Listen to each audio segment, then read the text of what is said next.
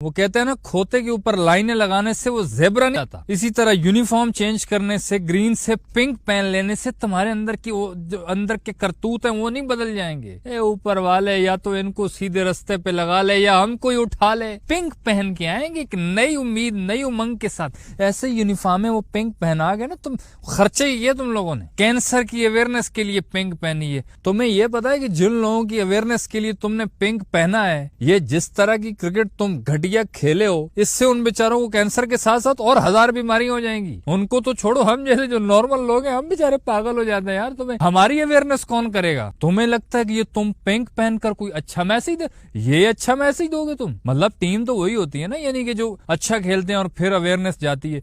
इस तरह की क्रिकेट देख के अवेयरनेस आएगी लोगों को। ये जिस तरह पिंकी पिंकी बन के घूम रहे थे ना, पिंक पहन के, उन्होंने सलूक भी आगे ऐसे ही किया कि ये तो पिंकी है, नरमो मुलायम नाजुक से, इनको तो कूट दो। उन्होंने वैसे ही मारा हमें। रात को फिर दिहाड़ीदारों का टॉर्चर देख लिया, टॉर्चर बैटिंग वही पुरानी देख ली, वही 140 150। तो वाह, यही एशिया कप के फाइनल में 146 हमने किया था। सलमान आदा जी बाद में आके क्या बोल रहे थे कि हमने बहुत सीखा है, हमने ये किया, हमने वो किया। ये सीखा है? उल्टा वो जो 140 फाइनल में किया उससे भी कम 139 पे सारे पुग गए। और ये तो बैटिंग पिच थी और दिहाड़ीदारो, यहाँ पे तुम लोगों की जिंदगियां गुजर गई हैं खेलते हुए यार। वो हजारों मील दूर से कोई टीम आती है तुम्हें यहाँ पे, तुमसे अच्छा वो पिच कुछ समझ लेते हैं। वो उनको पता है कि पिंडी पिच कैसे बिहेव करती है। तुम्हें अभी पता है कि बकवास बाद में क्या करेंगे कि वो पिच का बिहेवियर बदल गया था। हमें पागल समझते हैं। अबे वो पिच है, ये तुम्हारी माशूक है कि 2 मिनट बाद बिहेवियर बदल देती है। वो बॉल मिस करके ऐसा रिएक्शन दे रहे होते हैं जैसे दुनिया की सबसे मुश्किल तरीन बॉल अब ये पड़ गई इनको। जब वो बैटिंग कर रहे होते हैं तो फट्टा पिच होती है पिंडी की, और जब हमारी बैटिंग आती है, एमसीजी ग्राउंड बना हुआ था वो, जिस तरह ऑस्ट्रेलिया के ग्राउंड में वो बाउंसर लगाते हैं ना और बॉल यूं जुफ करके निकलती है, तो वो कमेंट्री होती है, फाड़ी क्या मैं चार्ज। पता नहीं हमारी दफा पिच को क्या होता है, मट्टी की पिच। लेकिन वो मट्टी से याद आ रहा है, इनकी अपनी इज्जत तो मट्टी में है ही ऑलरेडी, हमारी भी इज्जत मट्टी में मिलाते हैं। ये कच्ची मट्टी से भी, कच्चे बैट्समैनों से हम क्यों उम्मीदें लगा लेते हैं? इन्हीं पे वो गाना बना हुआ है ना, कच्चियां ते रखिए ना उम्मीद पार दी। बार बार इन पे ये गाना गाने का दिल करता है। कच्ची मेरी मिट्टी, कच्चा मेरा नाम नी, हाँ मैं नाकाम नी।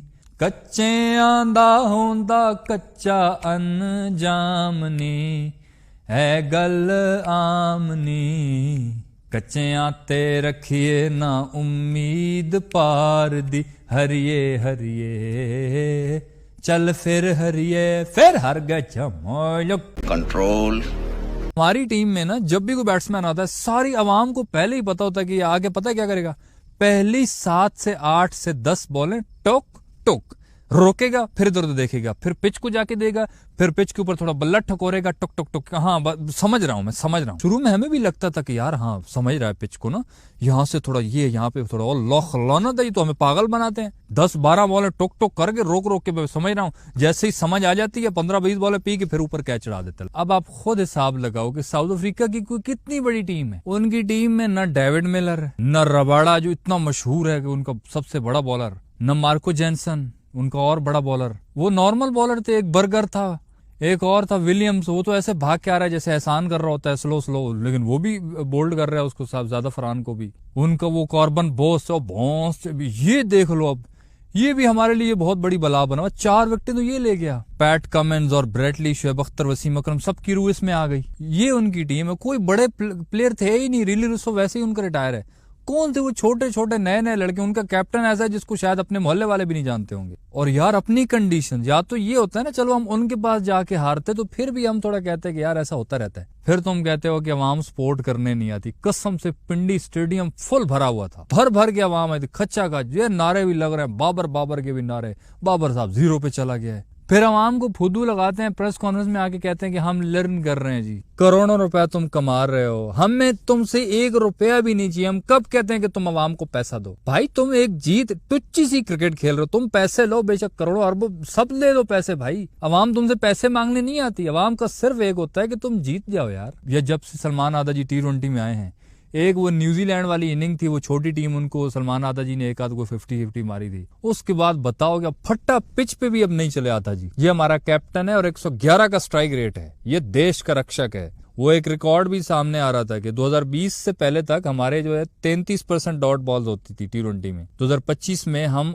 39-40% तक पहुंच गए डॉट बॉल्स खेलने में। ये टुक टुक टुक टुक टुक मिस भाई तो बेचारे ऐसे ही फिर टुक टुक पे बदनाम थे। और ऊपर से फिर इनकी प्लानिंग इतनी स्ट्रांग है कि अब आपने राणा को देखा है ना, Rana the one and only Rana van Stokes. अब पिछले वो 8-10 साल से खेल रहे हैं राणा जी। वो आता था, कोट खा रहा था, चला जा रहा था, दिहाड़ी लगा के चला जाता था। सिवाय इस एशिया कप के फाइनल के, इस एशिया कप के फाइनल में उसने इतनी अच्छी बॉलिंग की, लग रहा था कि अकल से बॉलिंग कर रहा है वो। इतनी जबरदस्त उसने, सबसे अच्छी बॉलिंग उसने की थी अभी एशिया कप के फाइनल में। और उसके बाद उसका ये T20 मैच था और इस मैच में उसको एक ओवर भी नहीं मिला है। जो सबसे अच्छा बॉलर था हमारे पिछले T20 के मैच में फाइनल में, उसको एक ओवर भी नहीं मिला है। अच्छा, हमने टॉस जीतकर पहले उनको बैटिंग दे दी, जैसे हमें पता है कि हम चेस तो बहुत अच्छा करते। तुम्हें शक्लें हैं तुम्हारी चेस करने वाली, कभी किया है जिंदगी में चेस? 150 बनाने की औकात नहीं है, चेस करोगे तुम लोग। उनको बैटिंग दे दी, वो जिस तरह उन्होंने ठुगाई की है ना, पहले 6 ओवर में शायद 78 के लगभग रन थे। मैंने समझा आज तो 300 पार होने वाला है, ये पागल हो गए। इतना उन्होंने कूटा भाई, 10 ओवर में इनका 111 रन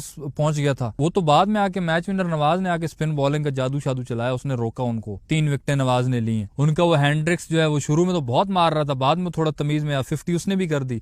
लास्ट पे वो लींडे जाते जाते कूट गया, वो जो भी आता है कूट के जा रहा है। अब साइम अयूब, ये वो हिसाब बन गया कि ऐसी वो हड्डी है जो ना नीचे उतरती है ना बाहर आती है। अब बैटिंग में वो फ्लॉप हो रहा है तकरीबन, और बॉलिंग में वो अच्छी बॉलिंग कर रहा है। अब उसका क्या करें भाई, ये हर किसी का रोल उल्टा है। कुछ समझ नहीं आ रही किसका क्या काम है, कौन क्यों है टीम में, किस लिए है, कुछ पता नहीं चलता। 194 उन्होंने किया, मुझे यकीन करो बहुत उम्मीदें थी यार। मैंने कहा पिंडी पिच पे यार, इन सबकी जिंदगी गुजर गई है इस पिच पे यार, ये आराम से चेज कर जाएंगे, मुझे तो बहुत उम्मीदें थी। साहिबजादा फरहान ने शुरू में स्टार्ट भी अच्छा लिया, 2-4, जब एक ही ओवर में उसने 3 चौके मारे उसको नगीदी को। लेकिन दूसरी तरफ साइम अयूब साहब वो जुफ जुफ करके निकल रही है, टुक टुक कर रहा है वो, उसकी वजह से साहिबजादा पे प्रेशर आया, वो बोल्ड होके चला गया। उसके बाद बाबर आया, वो पहली बॉल पे 0। भाई अब ये क्या, अब इस पे भी लोग बातें कर रहे हैं कि जो बड़े लेजेंड्स का कमबैक हुआ है ना, तो वो 0-0 पे जा रहे हैं। यानी कि विराट कोहली काफी टाइम के बाद वापस आया तो वो 0 पे गया ऑस्ट्रेलिया के खिलाफ, 2 मैचों में लगातार 0। उधर केन विलियमसन जो है वो उसका कमबैक हुआ, वो 0 पे गया है। और इधर बाबर आजम जो है इसका कमबैक हुआ तो ये 0 पे गया। पता नहीं ये कौन कहाँ किस बात को किधर मिला रहा है, मुझे तो कुछ समझ में नहीं आ रहा। सलमान आदा जी आके अपनी शक्तियां दिखा रहे हैं, कभी इधर कभी उधर। वो तशरीफ पे बॉल रोक रहा है, विकेटों में बॉल जा रही है, आगे तशरीफ मार दी है, ठुमका लगा दिया कि शायद अंपायर ठुमके से इंप्रेस होकर आउट नहीं देगा। उसने फौरन LBW आउट किया, निकल बाहर। जाते जाते हो सकता है उसको बोला भी हो कि वो तो LBW गोडे पे होता है, ठुमके पे तो नहीं है। उसने कहा तू जो मर्जी कर, विकेटों के नीचे आगे ठुमका दे रहा है कि तू इस पे लगेगी तो मैं आउट नहीं दूंगा। बेशक साइम अयूब ने बाद में 2-4 छक्के मारे हैं, लेकिन भाई सीधी सी बात है, मैं तो इसकी तारीफ नहीं करने वाला हूँ 2 छक्कों की।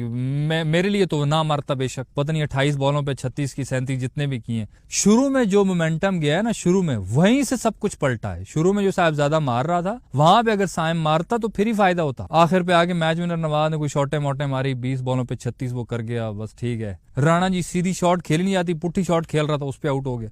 ये हालतें, ये बैट्समैन है और राउंडर्स हैं हमारे। करते कराते हमेशा की तरह जो परंपरा होती है कि वारी सबको मिलेगी, चाहे 10 ओवर का भी मैच हो ना, तब भी हमारी टीम में सबको वारी मिलती है।